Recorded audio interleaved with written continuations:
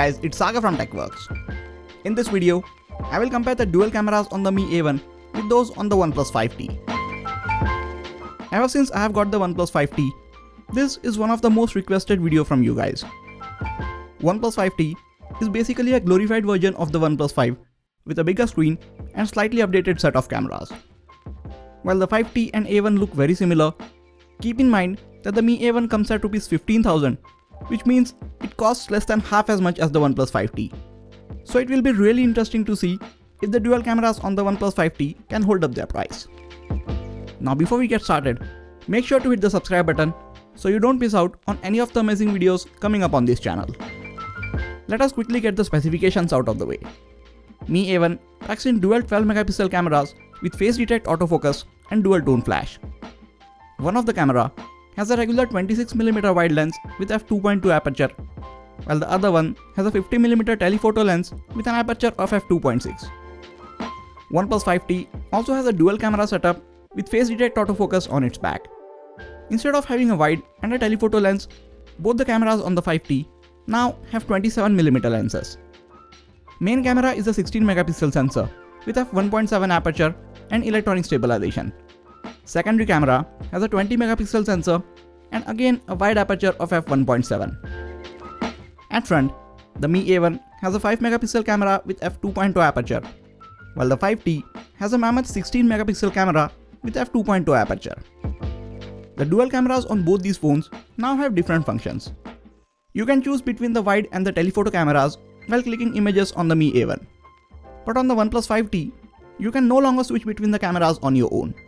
The phone chooses the lens to be used depending upon the lighting conditions. You can take 2x zoomed images on both, but on the A1 it is optical zoom, whereas on the 5T it is digital zoom. Both the phones allow you to take images with depth effect by simultaneously gathering information from both the cameras. Now that we know the function of dual cameras on both these smartphones, let us take a look at some of the images and videos that I took with them. Both the cameras capture a lot of information and very good colors in ample light. The 16 megapixel sensor on the OnePlus 5T captures more details and sharper images, but the Mi A1 is not too far behind. A1 sometimes misses the white balance and the images end up looking like this. Here we have a similar shot from the wide lens of both the phones. And here is a 2x zoomed image of the same subject. Mi A1 actually has optical zoom thanks to the secondary telephoto lens, while the OnePlus 5T digitally zooms the photos. Even then, if you look closely, the 2x images from the OnePlus 5T are a bit more detailed.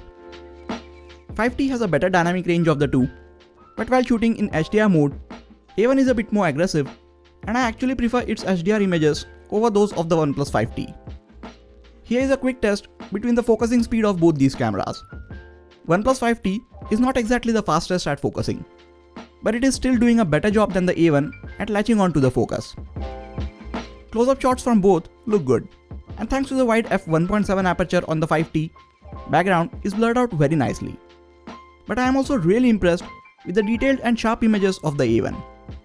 Now because of the telephoto lens on the A1 and the secondary lens on the OnePlus 5T, you can take portrait shots like this.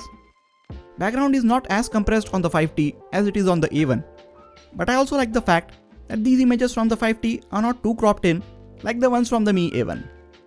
Again, with some of these portrait shots, A1 got the white balance wrong, but I am still impressed to get such good portrait images from the Mi A1 considering its price.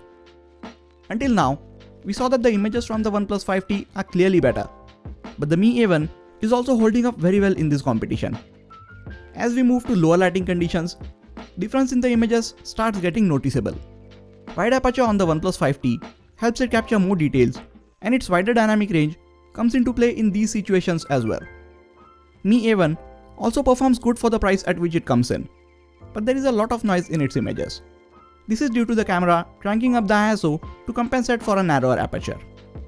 All of the low light images from the 5T are very sharp, show better colors of the two, and also have a lot of detail and lower noise in them. You can see the amount of noise being captured by the camera of the Mi A1 compared to the OnePlus 5T. The 16 megapixel front-facing camera on the OnePlus 5T captures a lot more details and better dynamic range of the two. OnePlus also has a wider lens, so if you need to get more people in the shot, 5T is the one to get. Coming to the video performance, both the phones lack optical image stabilization, but the electronic stabilization on the OnePlus 5T does a great job even while shooting 4K videos. Video from the A1 is not stabilized at all and it looks really shaky. Xiaomi has been trying to push out some updates to fix this, but it did not make much of a difference. To conclude, the camera on the OnePlus 5T is definitely better than the Mi A1, just like the OnePlus 5 was. But that doesn't mean one on the Mi A1 is not good. It can take some really good images in bright lighting conditions, and I actually prefer the HDR shots that come out of it. So if camera is the main deciding factor for you, and you have the extra cash, then definitely go for the OnePlus 5T. You also get a bigger screen, better internal hardware, and overall better experience for the extra money that you pay. But if you only have 15,000 rupees, you can go with the Mi A1 and still get a very good camera at this price point. The main point of this comparison was that you can spend as little as 15,000 rupees and still end up with a good smartphone with a decent camera for general use. I know this video is very much in line with the comparison between the Mi A1 and the OnePlus 5. But honestly, the dual cameras on the OnePlus 5T are not too much of an improvement over the OnePlus 5. If you want to check out my camera review of the OnePlus 5T, I will leave a card to it on the top right corner of the screen and also link it in the description section. I will be comparing the camera on the OnePlus 5T with a few other smartphones in the next few days. If it is something that you are interested in, then make sure you are subscribed to the channel. If you want to pick up any of these smartphones, I will appreciate if you use the links in the description section. It helps the channel out at no extra cost to you. That is it for this video, guys. Please hit the like button if you enjoyed this video and subscribe to the channel for more amazing tech videos like this. You can also check out some of the other videos from this channel. This has been Sagar, and I'll catch you guys in the next video. Take care.